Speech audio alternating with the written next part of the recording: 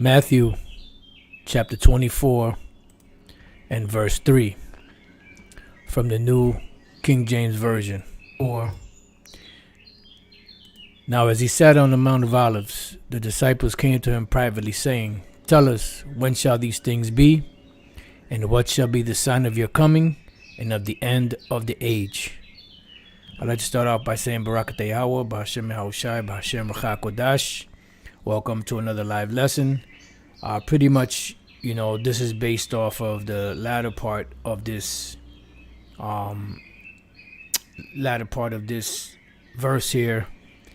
I just got it off of the new KJV because of the word age, and this is very important to understand, because when we read it in the King James Version, and as he sat upon the Mount of Olives, meaning Yahawashi, the disciples came unto him privately, saying, Tell us, when shall these things be?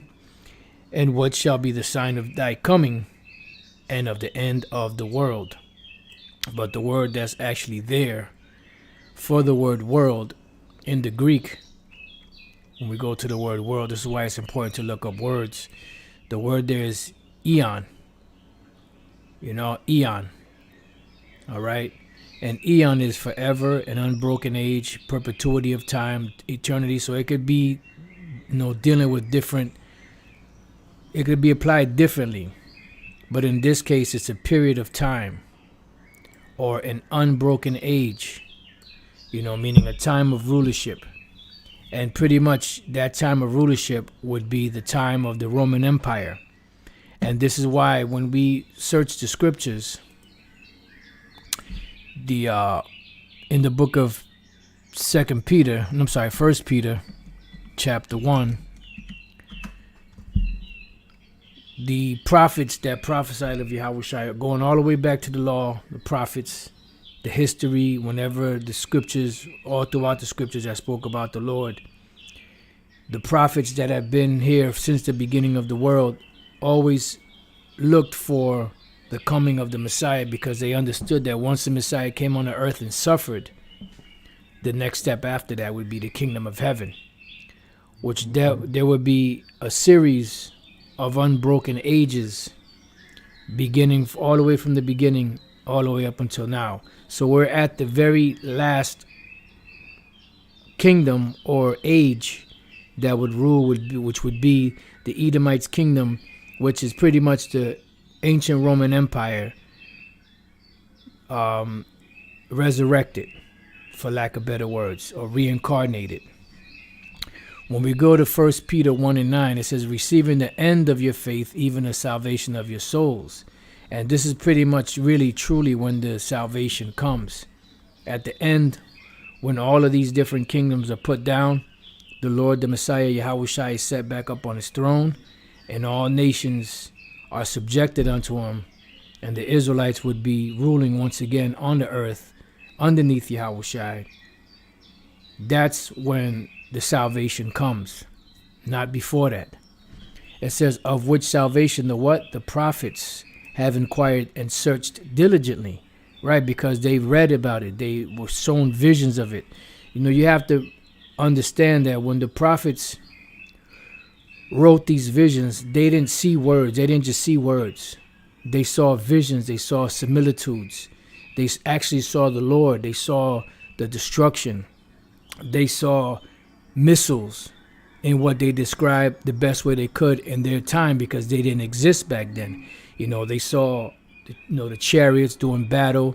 They saw Yahawashi. They saw Michael. They saw the angels fighting against Esau, against his armies. So when we read this, it's not just, there weren't just words that they wrote. It wasn't just, something that they happened to see, and it was all in words, and then they just wrote down the words that they saw. No, they actually seen visions. They actually seen, images, similitudes, and they wrote them down. So it says, of which salvation the prophets have inquired and searched diligently, who prophesied of the grace, which is Yahawashi, that should come unto you.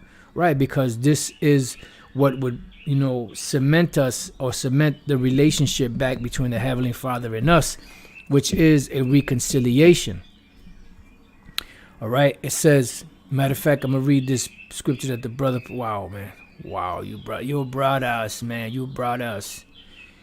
You know what? Let me read a couple of these and then I'll come back to it.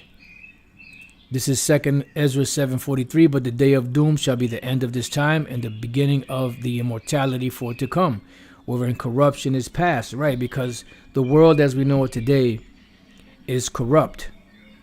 It's through, you know. So we have to, the scriptures say that, you know, this world has to go down because it's corrupt. If this world doesn't go down, the world or the kingdom of heaven and righteousness will not come to pass. The promise was that this world would burn, fall down, and then, you know, the next kingdom that would rule would be ruled in righteousness. So this corrupt kingdom has to go down first. Intemperance is at an end, infidelity is cut off, righteousness is grown, and truth is sprung up. And this is what we see going on right now. Hosea 12:10, I have also spoken by the prophets, and I have multiplied visions and used similitudes by the ministry of the prophets. So you have to remember that the prophets actually wrote these things down because they seen them. See, when we read it, we're reading words on a page, you know, and Barakatah Yahawah Shai, through the Spirit and power of Yahawah Shai, through the Holy Spirit, were actually able to, on a small scale, capture the images and the visions that they actually saw by pictures painted in our minds from what we read. But when the prophets wrote this, they actually saw these visions, they actually saw these similitudes and all of these things, right? So it said they searched diligently for these things and the grace that should come after, searching what or what manner of time the Spirit of Yahawashi which was in them did signify when it testified beforehand the sufferings of Yahawashi and the glory that should follow. So this was a sentiment. Everyone was waiting for the Messiah. Everyone knew that when the Messiah came on the scene, he would have to suffer. And after that he suffered, he would, you know, bring the kingdom of heaven, you know. So going back, you know, that's an unbroken age. So pretty much what the Lord saw was and the prophets saw the collapse of this age or this world. That's why it says in 2nd Ezra, real quick, let's get that, the 6th chapter and the 7th verse. Then answered I and said, what shall be the parting asunder of the times, or when shall be the end of the first? Everybody asked about the same thing, the prophets, and the beginning of it that followeth, because corruption has to die in order for righteousness to flourish. And he said unto me, from Abraham unto Isaac, when Jacob and Esau were born of him, Jacob's hand held first the heel of Esau. Why? Because Esau would be in rulership first, and then Jacob afterwards. For Esau is the end of the world. So when you go back to this particular word here, when we go to the Latin or the Greek, the Latin word is seculi, the Greek word is eon, which means what? Age. It's synonymous with the Hebrew word iwalam, which is also age. Now it could be a long perpetuity of time, it could be an unbroken age, it could be a certain period of time. You know, and these are the kingdoms of the world. That's why it says when Yahawashi comes back, it says the kingdoms of this world that become the kingdoms of Yahawashi. It says, and Jacob is let's read it again. For Esau is the end of the world, and Jacob is the beginning of it that followeth. So when the apostles asked this, when they were disciples, the end of the world or the end of the age, they were asking about the end of the age of, you know, the Romans. But what happened was the Romans would fall, and that wasn't really revealed to them at the time, even though the Apostle Paul had a glimpse into it. You know, the Spirit was working with him heavy like that. The Apostle John was the one that got the vision, the one that wrote it down for us in this time. And what he wrote down was that this particular beast that was the, you know, the one of the 7 heads, when they would be in rulership, which they were at that time, there would come a time when they would fall because they would be wounded. And it seemed like the wound was unto death because they fell for a long period of time. So they had to pretty much go into hibernation for a period of 1,000 years. And then after that 1,000 years, it took them that long to heal because that was the sentence that the Lord gave them. And after that, they didn't die, even though they were supposed to, because they are the end of the world, the end of the age. But they came back to life to fulfill prophecy through the Renaissance period. And we're at the point now where this resurrected beast, or this resurrected Roman Empire, or this reincarnated Roman Empire is ruling now, but they're on borrowed times. All right. So what I have here is an article, Secretive Bilderberg Gathering of Global Elites kicks off. See who's attending and what they're discussing. Right. And we're going to read a little bit of this article. We're going to jump around. I got a couple of them. But what I want to do is mention, it says here, the 69th Bilderberg meeting. Now, technically, the Bilderberg group was created May 29, 1954. That was 68 years ago, short of a week. In a week, because today is the 22nd, in a week, it will be 69 years. Okay, yep, the transitioning of power is happening, right? Because there's going to be a great transition, not only of power, but of wealth and of everything of the world. So in about a week, it'll be 69 years. This happens to be the 69th meeting. All right. This is 2023, the year of all the hopeful prophecies coming to pass. Next year, which is 2024, it would be the 70th year of their meetings. You know, now 7 is completion. And you've heard Elder Pastor say, that, it's going to go to 2024 because of the MOTB. We're hoping that once it transitions into 2024, by the time it gets there, everything is in place for all of these prophecies just to roll right off the conveyor belt, of the pages of the scriptures, and we're hoping for that, because when all of this happens, that's when the end will come. Everything will start moving way faster than it is. You think that there's been a lot of prophecies moving fast since 2007, 2008, when you brothers first woke up to the truth, till now? Just wait till they get this system in place completely. It's going to really move lightning fast then. All right, so we're hoping that by the time the 70th, birthday, so to speak, and meeting of this group comes, that, that would be, pretty much the end, We're hoping. So it says the 69th Bilderberg meeting, a secretive conclave of global power brokers. Brokers is what? This is going into the stock markets, because they handle business and officiate business for the global world. There's a lot of different things they discuss, but one of the main things they discuss is finance, economics, global economic powers or global economic futures.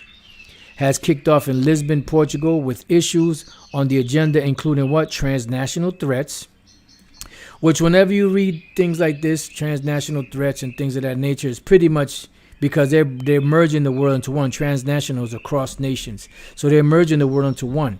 So what are the threats? What are the transnational threats? Anyone in any of these places around the world that is threatening their agenda. Anyone that is in the way. It has nothing to do with keeping the people safe. It has nothing to do with, so-called T to the errorists, and all of that.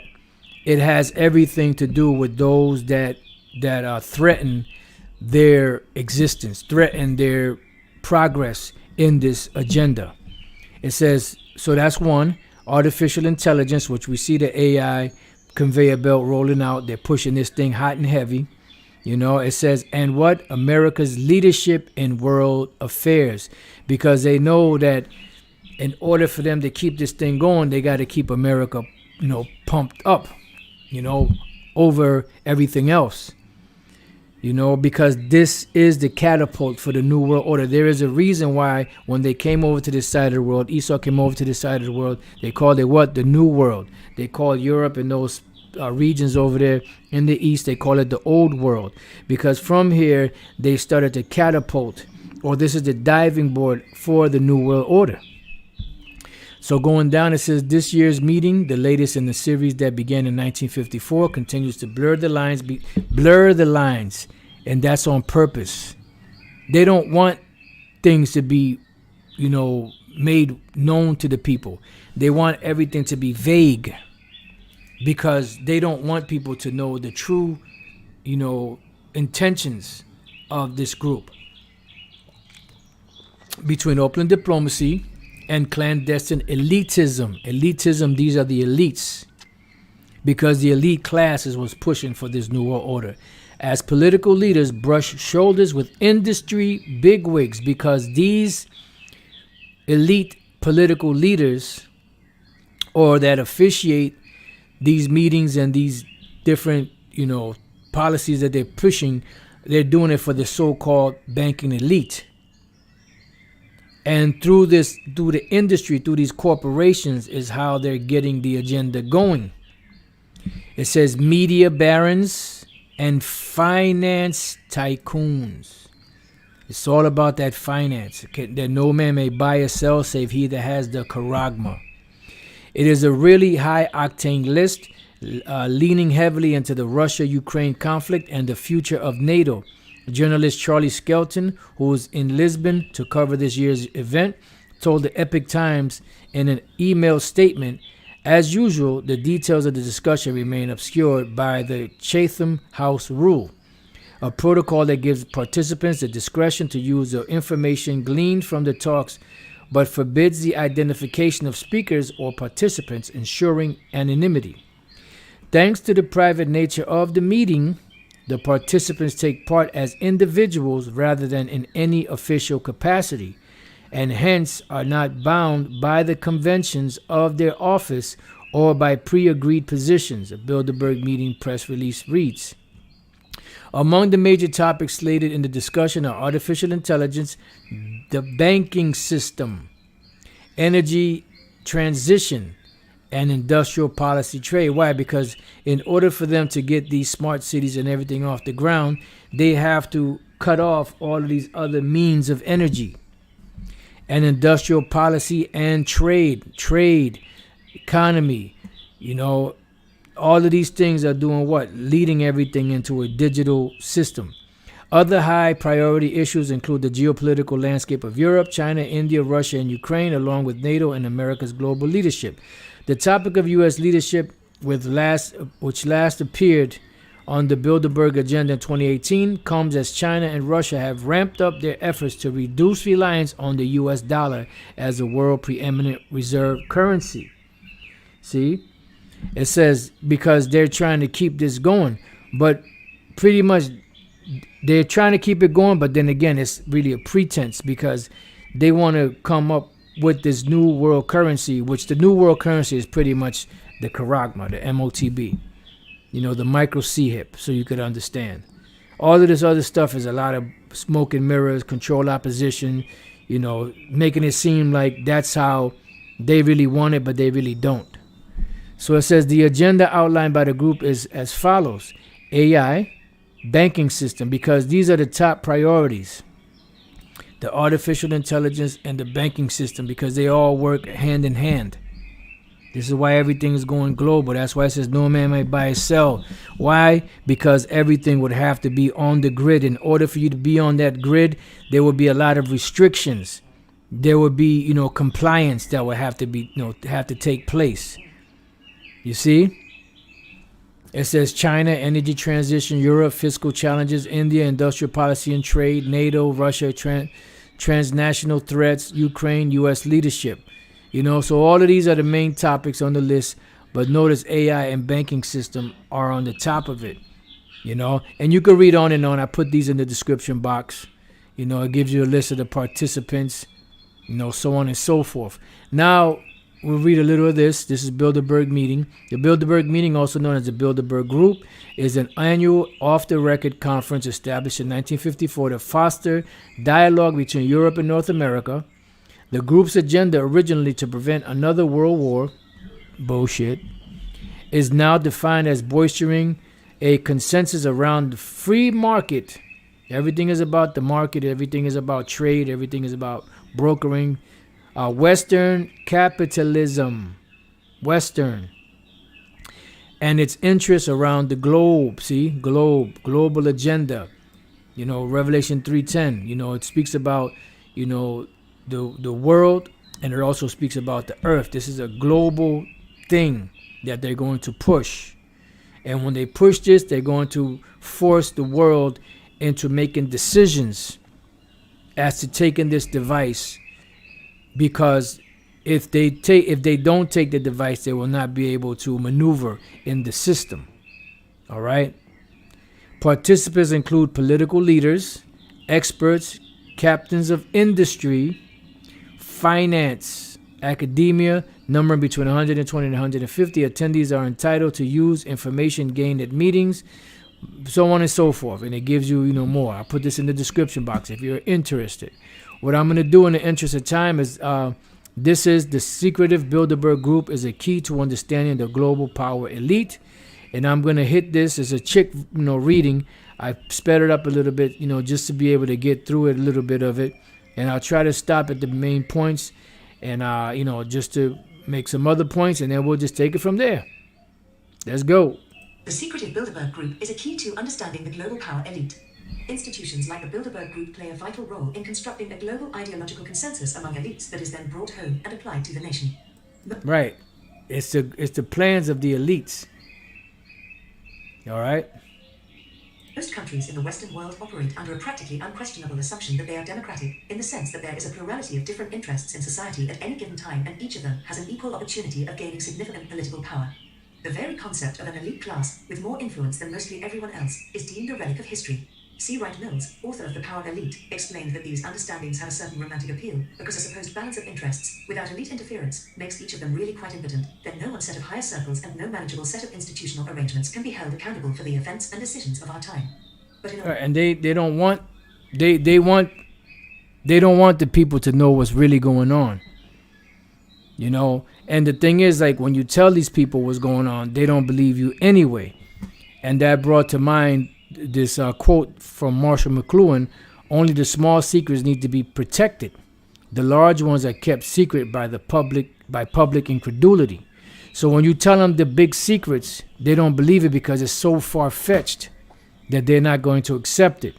And the scriptures tell us that these people out here are under a big cloud of darkness. Isaiah 60:2 says, "For behold, the darkness shall cover the earth, and gross darkness the people." So there is a gross darkness of these people. It's not that they're blind physically, but they're blind spiritually, and they can't see. They can't see what's going on because the Spirit of the Lord hasn't opened up their mind to it. Then you have, Edomites and other individuals that their eyes have been opened by the research that they've done into the way things are running in this world, from information that they've received on, research that they've done on their own, but also information that they've received from those that, what they call defectors of the so-called New World Order, or the so-called Illuminati, or whatever you want to call them.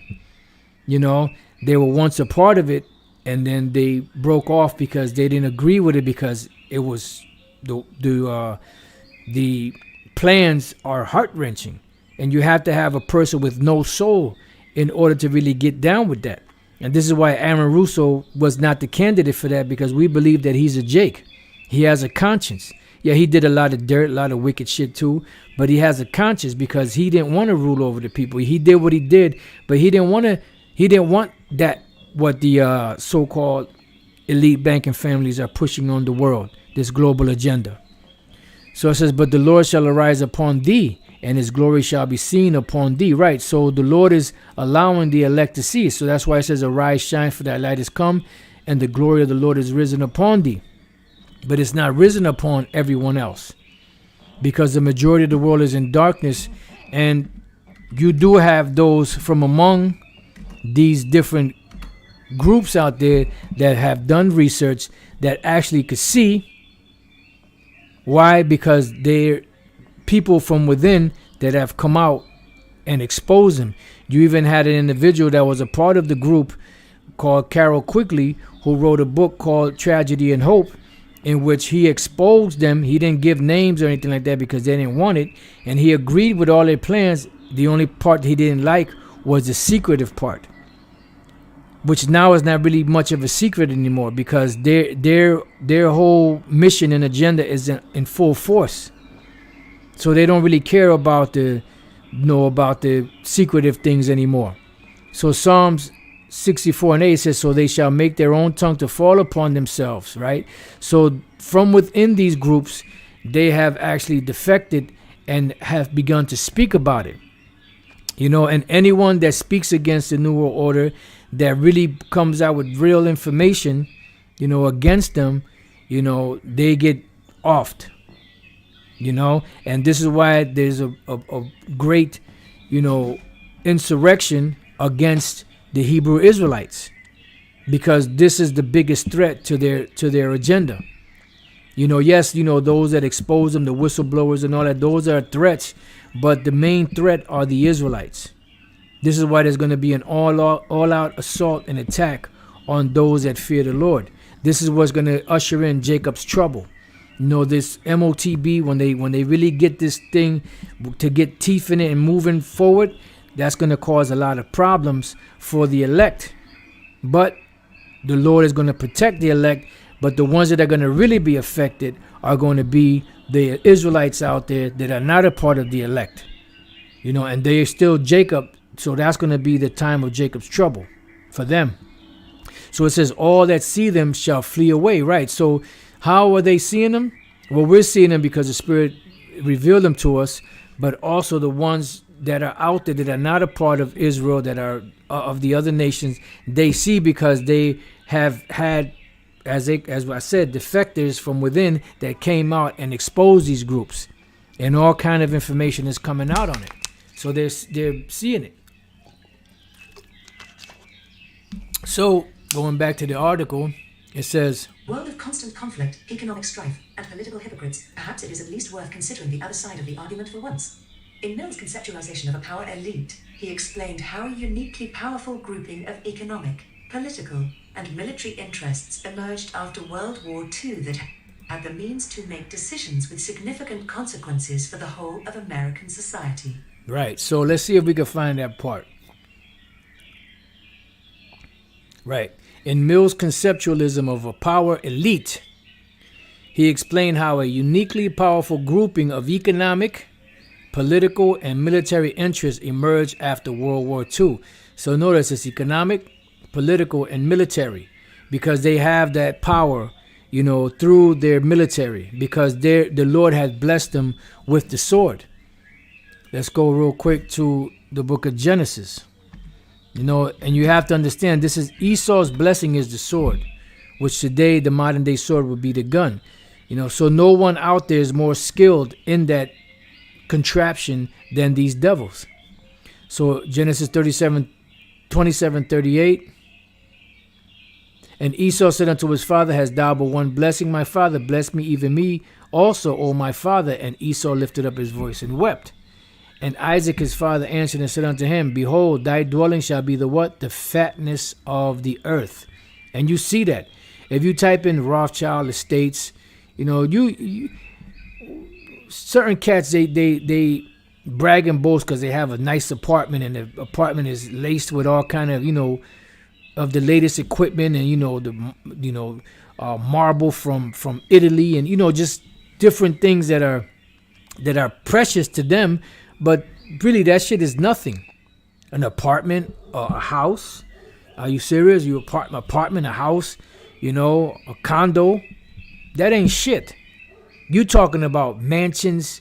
You talking about not even mansions, greater than mansions, palaces? Just cathedrals. Just like, and land as far as I could see. I mean, just things that you couldn't even look at because you can't afford it. It costs money just to look at it, So they have the dwelling shall be the fatness of the earth. It says, and of the dew of heaven from above. So they have the best of everything, because this was the blessing that Yahawashi as Isaac gave them. And by thy sword shalt thou live. So how did they get this? They got it by the sword. And that spirit that is in Esau to do this through the blessing of the sword goes all the way back to Cain and Tubal Cain, which the word Tubal Cain, Tawabal Kwayan, means traveling weapon, which would translate into what? A mercenary. Because this is what Esau is. They're the America, which is the military power of the New World Order. They're pretty much nothing more than mercenaries for the so-called elite that go around the world and pretty much officiate their business. This is why, what was that general's name? Smedley Butler. You know, he said he was operating on 3 continents, you know, and getting, you know, setting everything up for America pretty much to take over. You know, he said, you know, he could have taught Capone a thing or two about that, because Capone operated in 3 districts or something like that. He operated in 3 continents. You know, you don't know what it is to live. You don't know what it is to have all of these things at your disposal. The earth is given into the hand of the wicked. He covered the faces of the judges thereof, if not wherein who is he? You don't have that access. None of us have that access. But we're going to get it through our Lord Yahawashi when he comes back. So this system, this world, this age has to fall before we can even get into power. You see, it says, and by thy sword shalt thou live and shalt serve thy brother. So pretty much this is how they got the fatness of the earth and the dew from heaven above. And how do they keep it? By the sword. This is how they live. This is why when Nebuchadnezzar saw the vision of the statue, the head of gold all the way down, the feet were part iron and part clay, because that iron represented the might of their military, but the clay represented the weakness of their economy. You see? And then all of that wealth that they have, which the Spirit made me say this before, you better believe that Esau, these so-called elite, they don't have, you know, bank vaults full of FRNs. They have bank vaults full of tangible, intrinsic value items like gold and silver and jewelry and artwork, you know, and things of that nature. Manuscripts and paperwork that is worth, you know, records that are worth, you know, more than, I can't even put a number to it.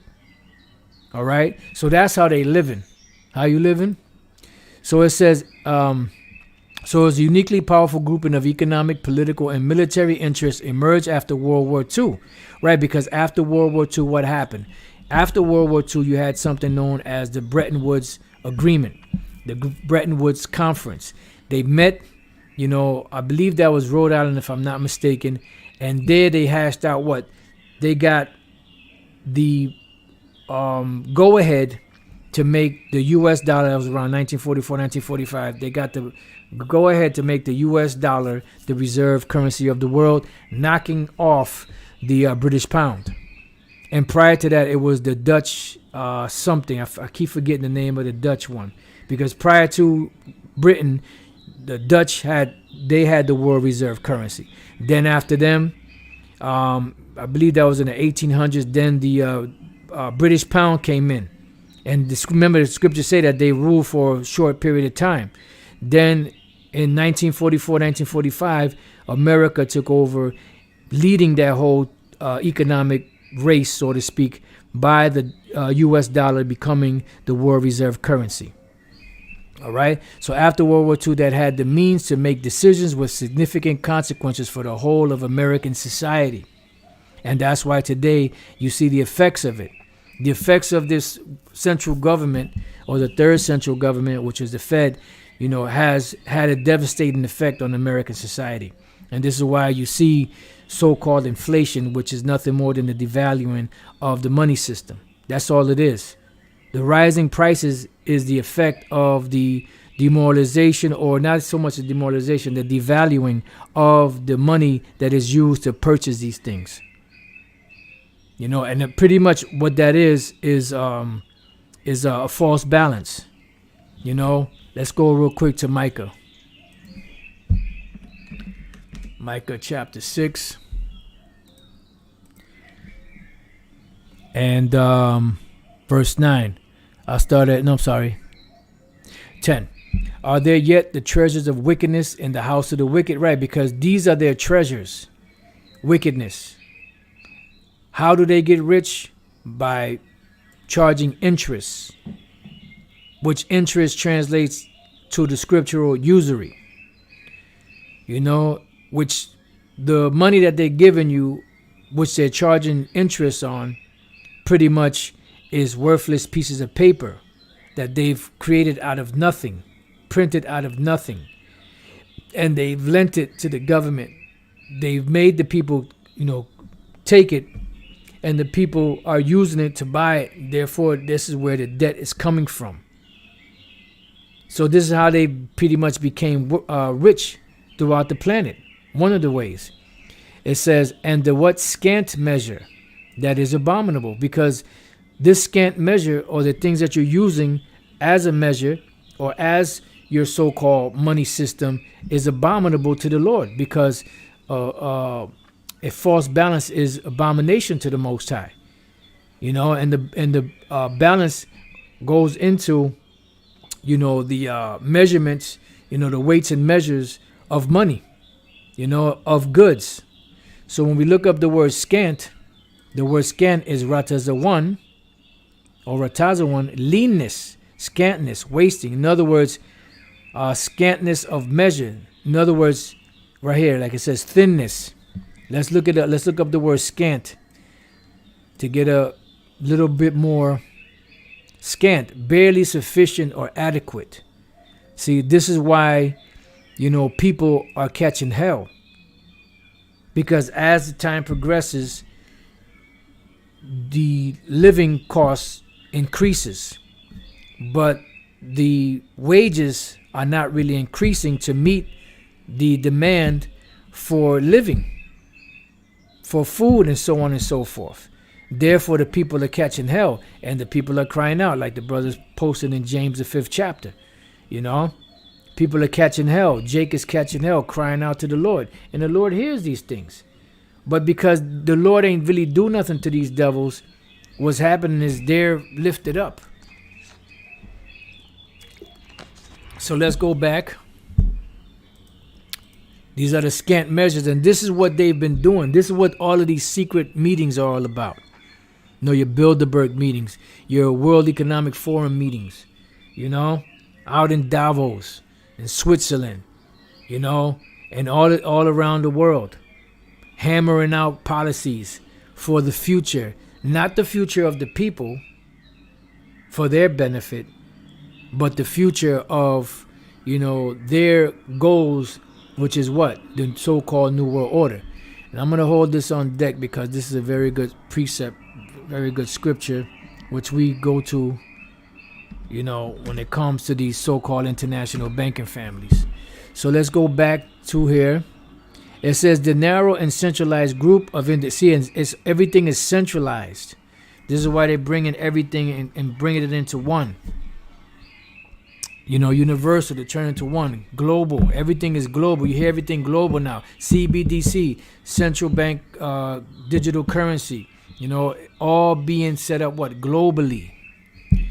It says the narrow and centralized group of individuals at the apex of economic, political, and military hierarchies constituted an elite with the technical and institutional means of power. See? Technical and institutional means of power, because they have control of everything. They have more than heart can wish. So if you have more than heart can wish, you know, there's nothing that's not within your reach. The only thing that's not within their reach is what? The salvation of the kingdom of heaven. Another thing that's not within their reach is the ability, with all this money they have, is the ability to search the earth out, the ability to search the seas out, the ability to search the heavens out, they can't do these things. Because that's the only way they can be set up back as the number one, the Edomites, is by being able to search out the heavens and search out the earth and search out the seas. Then the Lord said he would do away with this. But then on top of that, they would have to make the sun stop shining, the moon stop shining, and the stars stop shining. So pretty much the Lord gave him an impossible mission. It says, which are beyond the reach of ordinary people. See? Why? Because they're the ones controlling everything. And that's how they want it. Far from conspiratorial, this was a group seeking to maintain its position of social power via the maintenance of its own coincidence of shared interests. Indeed, Mills argued that to accept either view of all history as conspiracy or all history as drift is to relax the effort to understand the facts of power and the ways of the powerful. And it goes on and on and on. I didn't read the whole article. I just read some parts of it. But the parts that I did read, which is at the beginning, it has a whole lot. There's a whole lot that's going on, and they're bringing out certain information on what's going on right now. Like the brother KDC said, they're in a trick bag, right? And that brings to mind Psalm 73. All right, now I want to find the main verse. I'm glad the brother put that, which is the spirit. I want to find the main verse, but then I want to jump up. Boom. Barak, Yahawah. Boom, that's another point I wanted to find.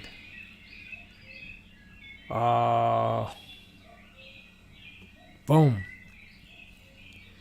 So I'm just going to go hit some main points.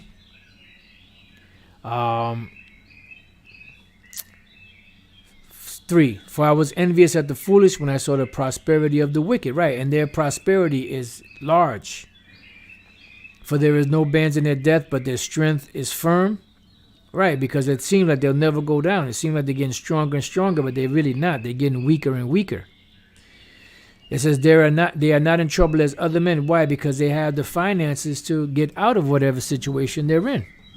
It says neither are they plagued like other men. Right, because they have access to everything. Everyone else is relegated to what? To medication, to even those that go to naturopaths and deal with, with herbs and things of that nature.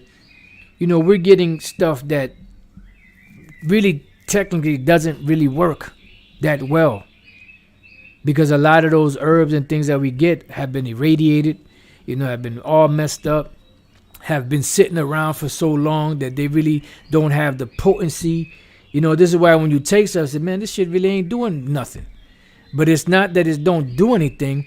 It has virtues to it, but the virtues are lessened because of the way that they set it up. And we don't have access to the good shit. We have access to the bullshit. The scriptures say we would eat our bread defiled among the nations.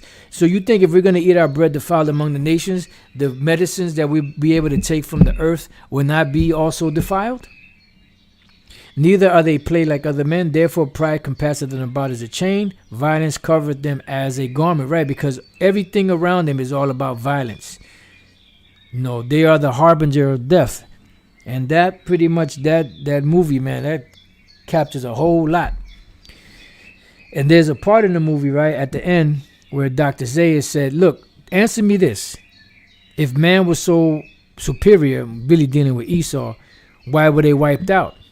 And this guy said, well, because of a plague. And he said a meteor shower or something like that. By some looks at this place, that seems possible. But that meteor shower, which I've heard that many times, but when I heard it as of late, that meteor of shower was really the missiles. This is why in the second one, underneath the Planet of the Apes, they showed you the missile that they worship.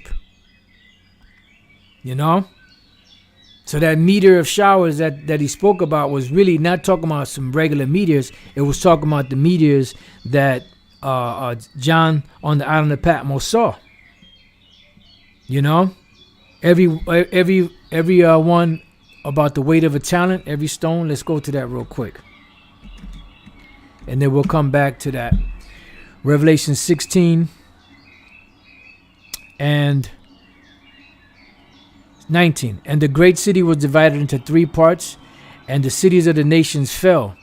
And great Babylon came in remembrance before the Most High. Yeah, because these nations, all of their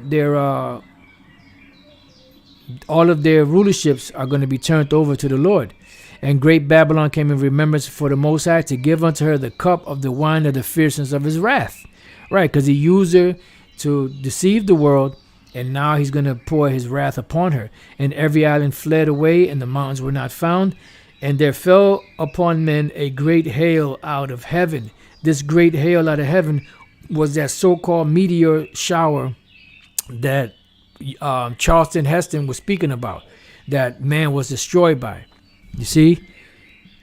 And it's heavy because, I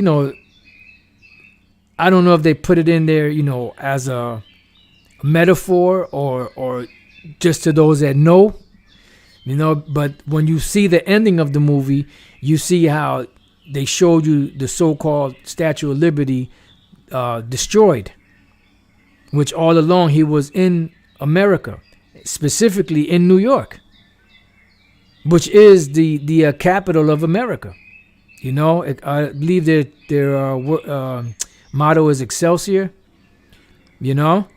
So that whole thing was a depiction of the future. The apes represent Jake. The Edomites were in captivity. The Edomites were what? In loincloths. Even though they ain't gonna be in no loincloths in the kingdom of heaven, they're gonna be in sackcloth, but not in loincloths like that. But that represents Esau in his beastly state. Man. So, and then in the second one, they showed you how those that were working, telepathically through their mind, they had, underground places where they were hiding, and which represented the bunkers, and then they had what? The missile that they worshipped, and then when the Brent, I think the guy's name was, in the second one, when he was being chased by the apes and he ran into that cave, he realized he was underground in Queens somewhere, I believe it was, in America, in New York. So there was all kind of subliminal. Then he kept walking, and they show you him walking through Wall Street, and them different, major cities and buildings that they have in New York, which the scriptures speak about the stones of emptiness, and the line of confusion. And that's what's going to happen. There ain't going to be none of that, but they had to show that in order to let people know where they were at. But when the kingdom of heaven is established in America's, when America's destroyed and the kingdom of heaven is established, there ain't going to be none of that. You ain't going to be able to see the Statue of Liberty sticking out the ground. You ain't going to be able to see, ruins, like you see ruins in Rome. You're not going to see ruins of America.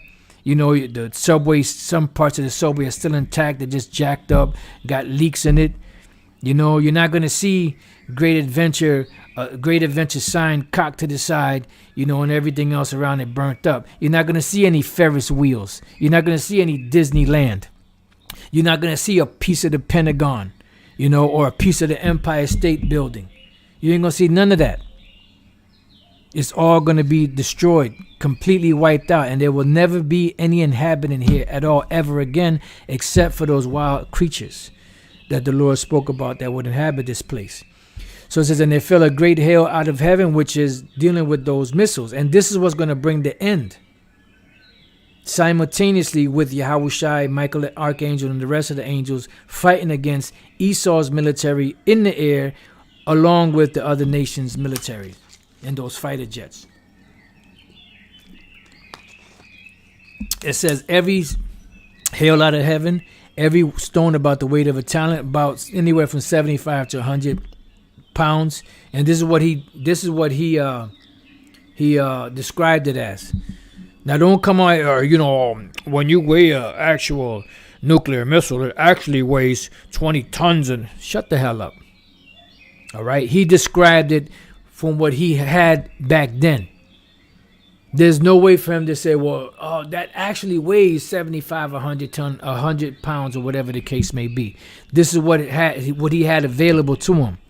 You know, just like he said when he saw the heavens roll together as a scroll, today they call it a mushroom cloud. Why didn't he call it a mushroom cloud?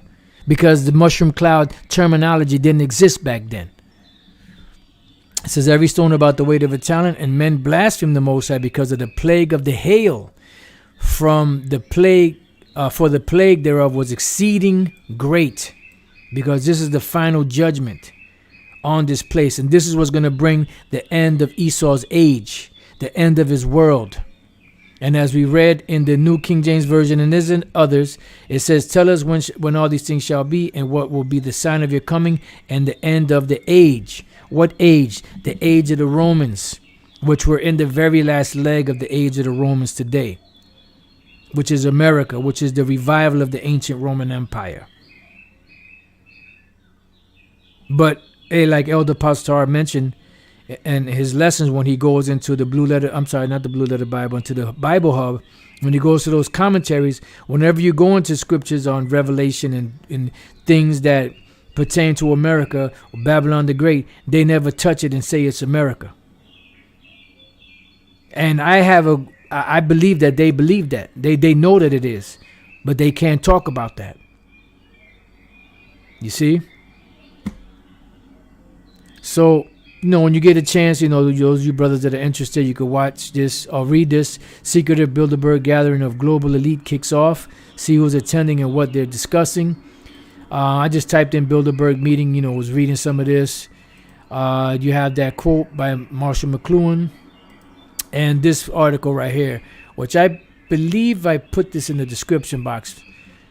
I don't know for sure, but you know what I'll do on this one? I believe I put it in there, but let me put it here in the comment section for y'all. Now, let me just finish it off with Psalm 73 and 6 on down. Therefore pride compasseth them about as a chain, violence covereth them as a garment. And that's why it says, thus with violence shall that great city Babylon be thrown down, and shall be found no more at all. Why? Because America was established upon violence, and it's still continuing on in violence, and it's going to be brought down by violence. When thou cease to, matter of fact, let me get that. I can't think of the actual word. Isaiah 33 and 1. Woe to thee that spoilest, and thou wast not spoiled, and dealest treacherously, and they dealt not treacherously with thee. Nobody did you wrong, asshole. You know, but you are set up as that a vessel of wrath fitted to destruction. When thou shalt cease to spoil, thou shalt be spoiled, and when thou shalt make an end to deal treacherously, they shall deal treacherously with thee. Thus violence, violence begets violence. You brought violence on the earth, you're gonna get violence. The word there is bagad, to act treacherously, deceitfully, deal treacherously. Yeah, deceitfully, offend. And you did some real serious, heinous crimes. You got to pay for it. So violence covereth them as a garment. Their eyes stand out with fatness. They have more than heart could wish. Behold, these are the ungodly, this is verse 12, who prosper in the world. They increase in riches. Right. And that's all you see. That's why the scriptures say, woe to you, rich men. The 18th verse, surely thou didst set them in what? In slippery places. You know, because that greed that they got, that pride that they got them pushing forward, keep moving, you know, on it. And guess what? It's going to be the thing that destroys them. Because at the end of the day, I believe KDC put it up, you know, they dig the ditch and they're going to fall into it. Thou castest them down into what? Destruction. This is the future of America. This is the future of Esau. Destruction. Thus with violence shall that great city Babylon be thrown down, and shall be brought, or shall be found no more at all. How are they brought into desolation? Right, here it is. You got this great military, this great power, all these riches. How are you brought into desolation? As in a moment. It's only going to take 1 hour, baby. And you're going to be totally annihilated. You know, and then you're going to go into captivity. You know, to add insult to injury, as they say. They are utterly consumed with terrors. Why? Because it's not going to go your way, Esau. That's a lesson right there. It's not going to go your way, Esau. You know, anybody that wants it, alley-oop. You know, it's not going to go your way, Esau. Or it's not going to go your way, E. As a dream when one awaketh, so, O Lord, when thou awakest, thou shalt despise their image. Right. And pretty much something similar like this is written in Job, the 20th chapter. You know? Let me see. Where is that part?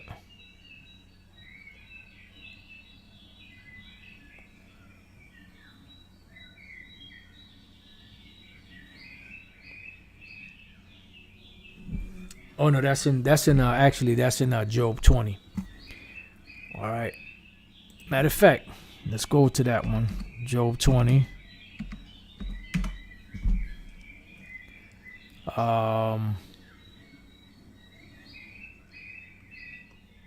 Let me get that real quick. And then let me read this. Job 5 and 12. He disappointed the devices of the crafty, so that their hands cannot perform their enterprise. He taketh the wise in their own craftiness, and the counsel of the froward is carried headlong. They meet with darkness in the daytime, and grow up in the noonday as in the night. Yeah. And these are all their secret meetings. Thou art wearied in the multitude of thy counsels. Job 20 and 22. In the fullness of his sufficiency, he shall be in straits. When they got the world in their hand, which they pretty much are there almost, every hand of the wicked shall come upon him. The wicked here is dealing with all of those that labored for this devil. And they've been, shorthanded, the oppressed financially. When he is about to fill his belly, right, he got the dinner all prepared. He about to snack on that New World Order dinner.